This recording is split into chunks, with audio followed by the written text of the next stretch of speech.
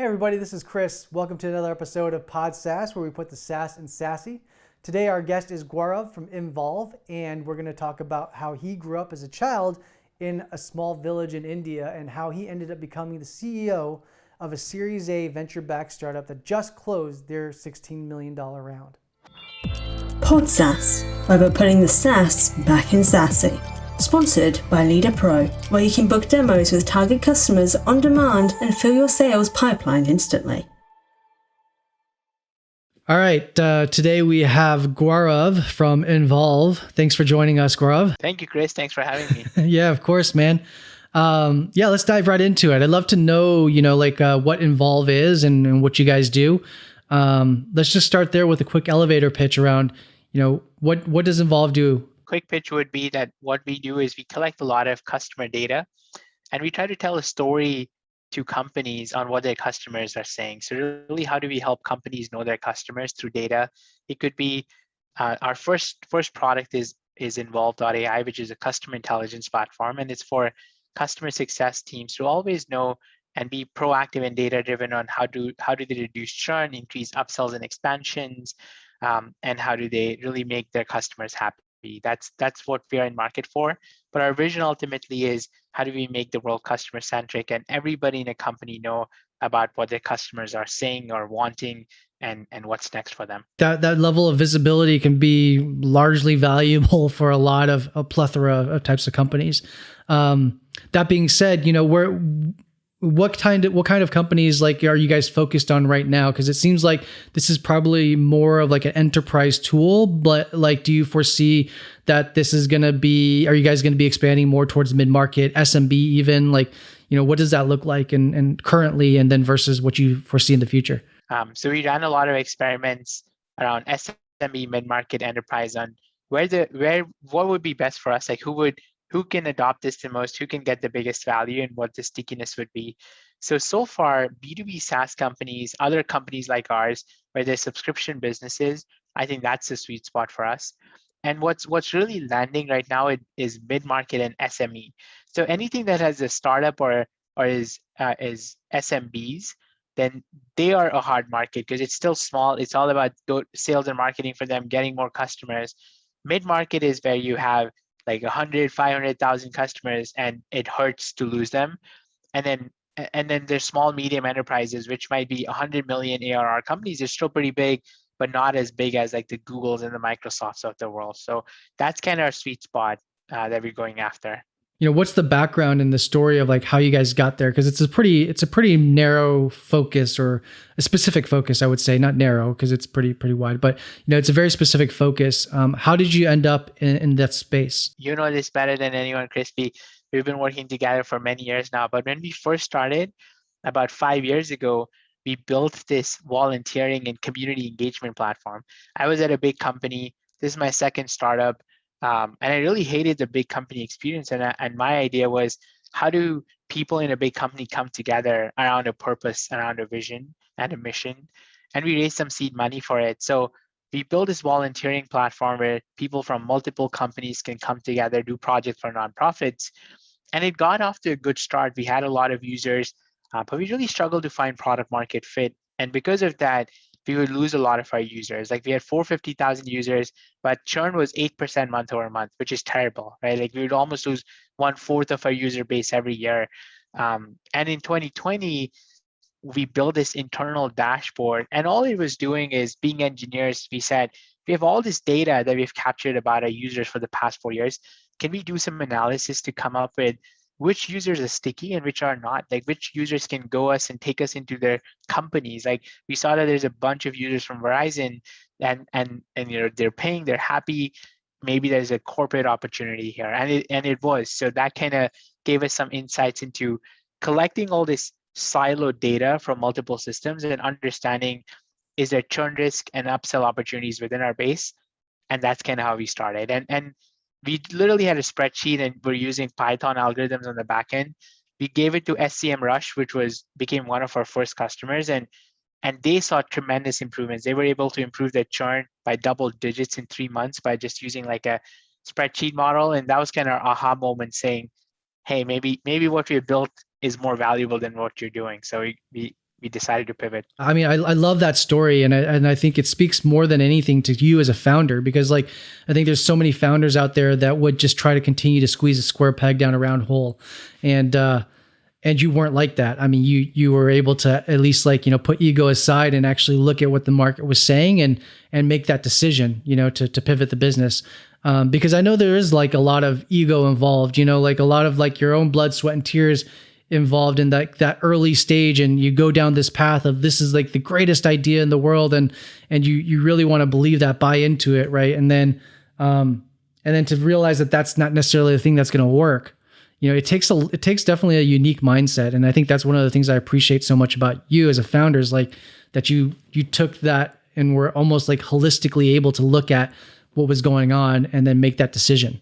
I would love to know a little bit more about that. Like if you could take me through like back into that time, you know, and travel back there of like, how did you make that decision? You know, how did you, obviously it's one thing to see like, oh, directionally, this is great, but like emotionally almost like remove yourself to be like, I think this is something that we need to do, because it's a big lift, right? I mean, it's a big, you know, from a dev standpoint, resources, bandwidth to make that shift. It's like, it takes a little bit of like balls to do it. So yeah, love to know that story from those moments. Yeah, it was definitely very hard, Chris. I think going back a little bit about me, I grew up in a very humble blue collar family, lost my dad to cancer when I was 2. Mother washed utensils door to door. So just growing up, my mentality or what I've been taught, and I'm sure is, you know, immigrant parents, you know, it's like never give up, right? Like just keep going. Like you just don't give up. Giving up is not an option.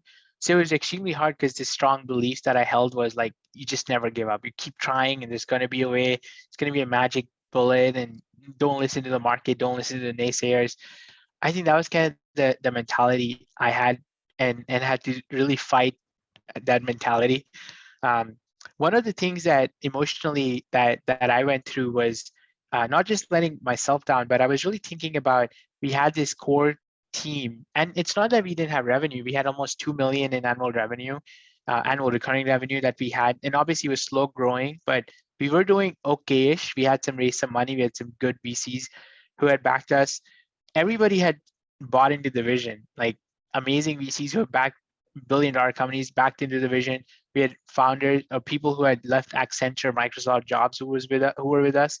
So I had a lot of like ideas. I knew internally that the data is saying this is not working, like X is not working, and we need to pursue Y. But the challenge I had was I had this like ship with like VCs and employees. How do I convince them that X is not going to work? A, that the vision that we've sold you is not the right vision. And then B, we don't know what the next thing is. Like it's not proven yet. We don't have that. And I think when it goes back, and maybe you could come in here, is because when I started working with your team, what you helped us do there is give us those at-bats for understanding what Y is, what the second market is, as quickly as possible. So what we did, Chris, and I'd love your help here coming in, but I kept running X for a little bit, like the first product, until we had proven that we can land some customers with the second product. All I can say is that I've always operated under the ask and don't guess policy, right? So it's kind of like, you know, I think a lot of we build things off of hypotheses, you know, but we have to validate them as quickly as possible. And it's hard. I mean, that's hard to do. And, you know, my background is like finance and then entertainment, right? And I think like in the entertainment background, like there's a lot of similarities to entrepreneurship in the sense that you fail a lot, have to have thick skin, have to have a strong backbone kind of thing.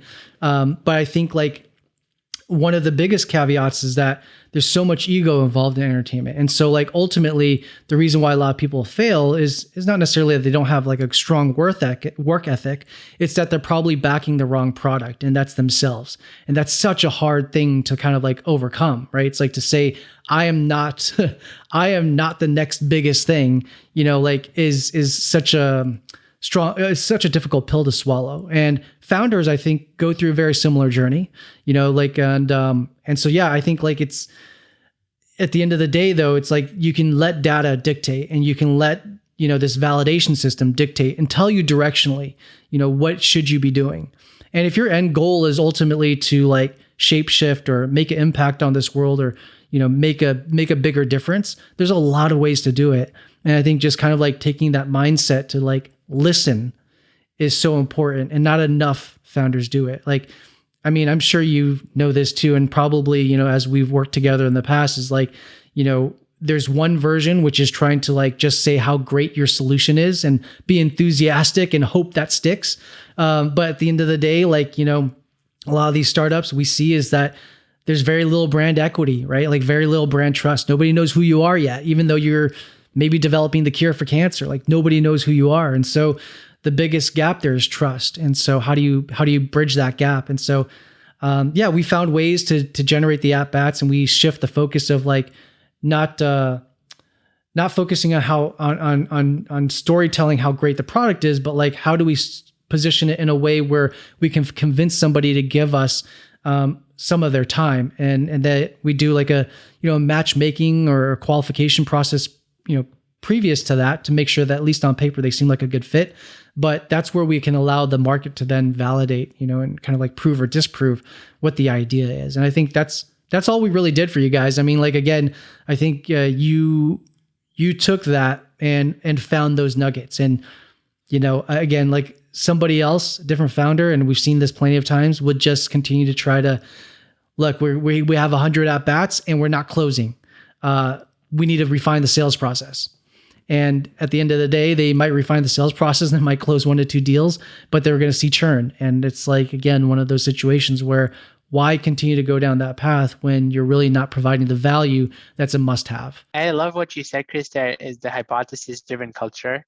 I think that's something that we learned. And I don't know if you remember, but exactly like a year ago this time, we were looking at the lean canvas and really looking at like, hey, these are like our 12 hypotheses. How quickly can we validate or invalidate this? So the goal is not to understand whether you're right, but the goal is to figure out whether you're right or wrong as quickly as possible. What can you do to figure this if it's valid or invalid? And I think that and me and my co-founder, we built this like spreadsheet where we basically had what do we do? Like, what's the hypothesis? Like one of the hypotheses, like there's good, we can easily sell $1 million in 12 months because there's a real need for this. And then we had this score which said, like, how wrong can we be, right? And it was like 1 to 5. And then the second column was how fucked we'll be, sorry for my French, if we get it wrong. And then we would prioritize. So everything which said that, hey, we are probably really wrong about these 5 core assumptions, and it could really be bad for business. Those were the top 5 you have to quickly validate or invalidate. And what your team helped us do is get those at bats so we could get in front of those customers with curiosity and saying, hey, like if this solution existed, would you buy?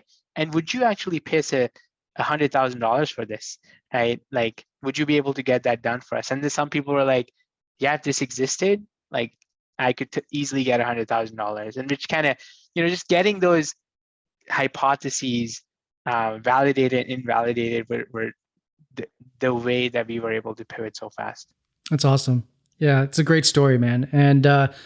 And I know you just recently closed a Series A, right? Do you want to talk about that a little bit? We closed an A by Sapphire Ventures. We raised $16 million from them, and then we're doing a $6 million venture debt. So we'll have $22 million in the bank, which is awesome, right? We've been at the ramen eating days for many days, which is like part of the journey. There's ups and downs built in, and both are equally rewarding. But I think we were able to prove that there's a strong product and a strong market that we can go after. And that's kind of what really helped us raise this round. Congratulations on that too. Thank you. It's an amazing accomplishment.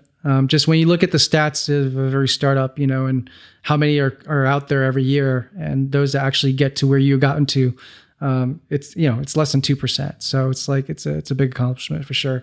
Yeah, I would love to know. I mean, like, again, your personality as a founder intrigues me. Your humility intrigues me. Especially coming, from your background, and I get that of like, you never give up kind of deal, but then how do you take humility as with, in that process? Because in this world of what we're doing and trying to like innovate and build something from nothing, and these green pastures, kind of like white space, situations where nothing really exists out there yet. It's a big risk. It's a big leap of faith, right? You have to definitely have a lot of confidence in what you're doing and what you're building. So I'd love to know a little bit more about your personal background, your professional background, and what where you came from and how you ended up in this world as a founder. Yeah, I think a story about me would be I started growing a deep interest in gaming when I was younger. I have an older brother who's 7 years older to me, and we always started working really early. And then we would come back. We would do everything, like a lot of odd jobs. My brother worked in a carpenter shop. I remember when I was growing up, I would help out, sell things on the streets. Like we were just trying to make ends meet.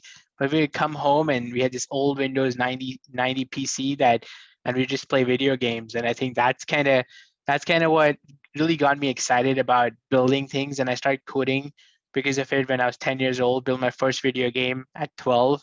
It was like a Indian Mario version. I still remember. I still may have it somewhere. It didn't do so well, but it's just really exciting. That got me to building things. And then when I was and I think my co-founder Samya, we've been working on different projects since 17 years old now. So we both met in high school in a coding class, and she's a rockstar programmer. We both were fighting for the front desk when we met. So in hindsight, didn't make either of us cool. We're both nerdy kids, but enjoyed coding, and that's how we got connected. We became friends, and we did our first project together, which was also a startup. It wasn't recurring revenue business, but we built a patient experience platform that we ran for about 8 years, and we started off really good, but it kind of crashed at the end, and we were really tired, and we had this great opportunity to sell the company, which we did, and then this is our second company together. But I think just the love of video games got me into startups and entrepreneurship. Let me ask you, Chris, what got you into SaaS? Because I know you started in entertainment. What was your journey getting into startups and into SaaS? It was a crazy journey. It's been a crazy journey, I would say. Definitely later in life, I didn't know what I wanted to do in the very beginning. I didn't know that I wanted to work in startups or in tech. I'm not a technical person, not a technical founder by any means. I have found myself at times in entertainment, having great ideas and just not knowing where to execute and how to start. And that's part of, I think part of this podcast and part of some of the stuff that we're doing now, outside of this, from content and also other products that we're building, is that, you don't have to be a technical founder to found a company and to build a technical company even. And I think at the end of the day, it's really just breaking things up into steps and baby steps. And I think a lot of times people don't even get to starting because they're worried about the 10th step and what could be a blocker on the 10th step. When in reality, you're probably never going to ever get there because you're going to have so many divergent paths from after taking the first step. Right. So, I think for me, how I got into this world was really just a couple of my friends from high school who are more technical people, guys I've known for 20 plus years, invited me to join a startup, 8 years ago. And up until that point, I was just doing, working in entertainment, very inconsistent, very unstable. I had wanted to switch to probably go back to finance because that was originally what I did, and that was a stable thing to do. Even though I didn't like it, I didn't have any passion for it, but I knew I could generate a better income from it. So the idea was to go back to that, but I've been so far removed from finance, then it was I couldn't get an interview anywhere, and so I couldn't even get an interview at Starbucks. I ended up taking a $12 hour job answering phones at a cancer care clinic at 31 years old. And that was a depressing time in my life. And it was I think my friends seeing that maybe and kind of hey, would you like to be involved in this? I didn't get paid to join the startup, but it was an opportunity, and that's how I saw it. And I really just found a way for me to run with something. I had a lot of built up energy and angst and hunger and determination, but no direction for it. And this was a way that provided me direction. And that was 8 years ago. It was a consumer product e-commerce company. And then, fast forward to today, I would say we really carved out our niche on the SaaS side and B2B SaaS, specifically on like the growth side, 5 years ago, 6 years ago. And I just found like the consumer journey to be like, you're running similar experiments and you're running like a lot of things very similarly, but I feel like with at least like B2B SaaS, like a lot of those validation and a lot of the feedback loop is a lot quicker than it is on the consumer side. And you see that traditionally. I think like when you build out a consumer product, like the traditional thing to do is like go to paid channels, and you have to run paid experiments for $10,000 a month for 3 months before you realize enough data to know what's going to be your KPIs and your metrics for user acquisition or customer acquisition. And I just never had the patience for that. So that might be more of like a personality thing than anything else that led me down this path of like B2B SaaS. But yeah, that's how I got to where I got to now, is just like, I think it's just one is lack of patience. And that's why I focus on B2B SaaS. And I think like, in terms of like, what we do from a growth marketing standpoint, I feel like that's just a combination of this weird work history that I have, which is like finance and entertainment. So the idea of like storytelling comes from finance and comes from entertainment. And then You can take that one again. or which one? Oh, what you were just saying. Oh, okay. So I was saying like, I think how I ended up in growth marketing is a great like combination of this weird, like checkered work history, which is again the combination of entertainment, which is storytelling, and then finance, which I think allows you to take the data to ultimately ensure if you're scaling that story effectively. And so that's really kind of at the end of the day, like how I got here. But yeah, That's a really good thought. It sounds like your kind of unique background in finance and entertainment, helps you with storytelling, and then but also your lack of patience helps you to validate things faster, and you want to get in front of customers, and that's kind of how you pick B2B versus B2C, right? Like, is the feedback loops could be much faster, and you could have direct conversations. Yeah, that's how I see it, and again, the process is still the same. I feel like what you go after and what you're trying to gather is still the same. What you're trying to listen to in terms of like market validation is still the same. It's just faster. You can have those direct conversations, right away. But to speak to something else that you had brought up, you said that you lost your father at 2 years old, and I wonder how big of a subconscious motivator that is, because I know for me personally, like I lost my dad to cancer about 10, 12 years ago now. And always to this day, like from me, like being now 42 and 10 years removed from making $12 an hour at a cancer care clinic answering phones, but still very like, that later in my life, like still having to do that, to now, vast difference, and I would say like thinking about what my dad's thoughts, opinions, direction, guidance, and that kind of stuff still sits in my mind subconsciously day to day. I'm curious as to like if you ever encounter that, like if you feel that, because it's very real. Yeah, it is, and I'm sorry to hear about your dad, but it feels like you had a special chemistry with him, and you still have like a lot of thoughts that it's almost like the voice in your head telling you a little bit, yeah. Yeah. Nice. I think I've thought a lot about this, Chris, and just I remember this one time, and when I was applying to undergrad schools, I remember I was writing an essay, and one of the topics was like, who's the biggest kind of motivator for you to perform? And I thought a lot about it, and I had like a list of 10 people who have, and obviously there's been amazing mentors, including you, helping and guiding me, that I've had that I wouldn't have gotten so far. But I still remember, and I think one in the article I wrote, the topic was, I think it's the absence of my father is like my biggest kind of motivator, or someone who's helped me a lot, because I always feel like that's like a chip on my shoulder that I've had. So there's been times where I always feel like, I would have been, growing in my childhood would have been so much easier with a father, but at the same time, almost feel like I wouldn't have worked so hard or gone here or taken the risks that I did. I grew up in a very kind of like almost like the suburbs, or not the suburbs, but like the slums of New Delhi, which is a really hard place to grow up in. There's a lot of like being a mechanic is like the best job that anyone can do. A lot of my friends get into I think the best job is all my friends, 2 of them got killed, 1 committed suicide. There's like a few who are now call centers, and that's like the best job that anyone could do. So I feel there's the element of like, hey, we gotta work hard to get out of here or do something good in life. I think that was because of that. So, but very good question that you asked. I've thought a lot about this, but I do feel it is a big motivator, or in a way, right? It's like, if you look at other people, like I was just reading this somewhere, Chris, which is, I know we're going so off topic here, but no, not at all. This is, I think, the stuff that people want to understand, because I do feel like I know a lot of entrepreneurs, and I know a lot of like very successful people that have stories of significant losses. And, and I do think like that LeBron James grew up without a father, right? I think Elon Musk, Obama, I think there is that element that comes in. Is that where you were going?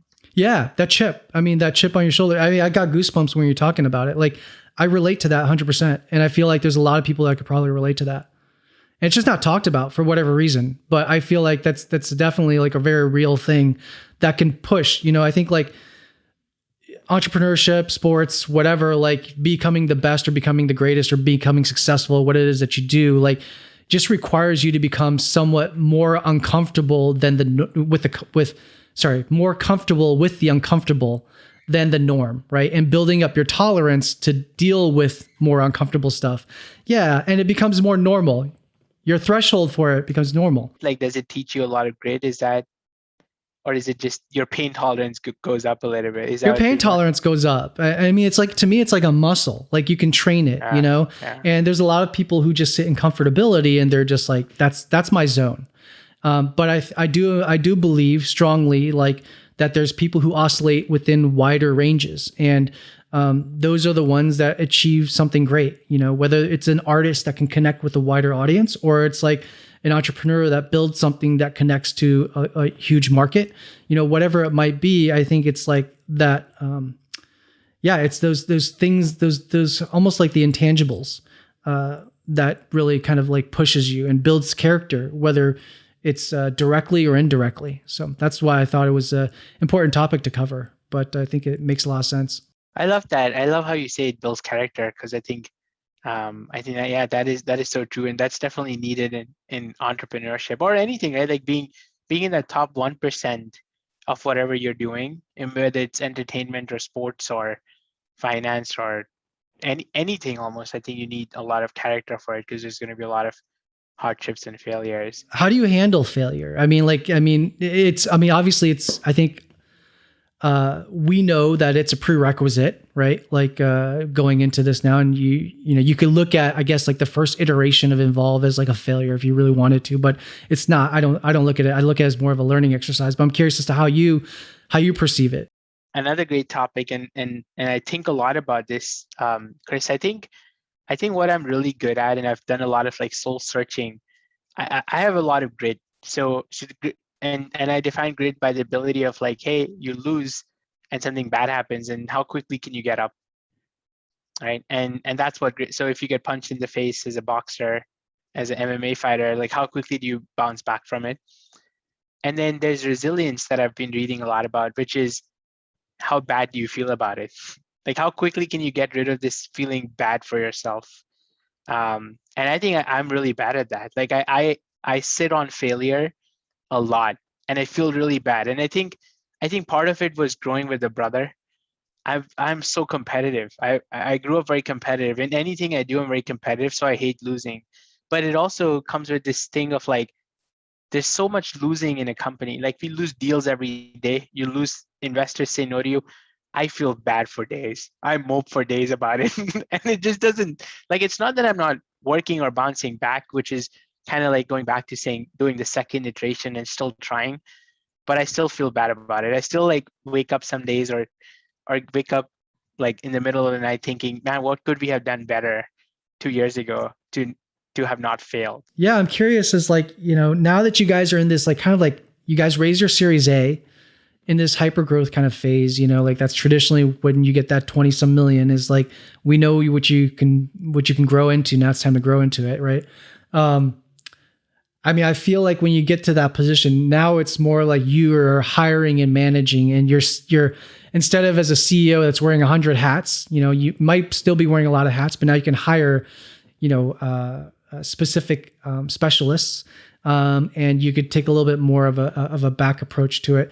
But now it's like really like managing people, inspiring, motivating teams. Like how do you see that transition happening for you now, as your company is growing, as your team is growing, and how do you keep everybody with the same hunger and motivation as from like as it was pre-Series A? I think that's also so hard, and nobody talks about this transition phase, but I'm sure you've been there and you know this. But in my last company, I remember we had some success, and then immediately I just got out and got a lot of managers, and I was like, hey, I don't know how to do this. Let me get like the best kind of leaders who are just so much better. And we failed. Like we had to literally let everybody go. I didn't know what good looks like, but I also I don't think it's the transition is like a switch that you can turn on and off.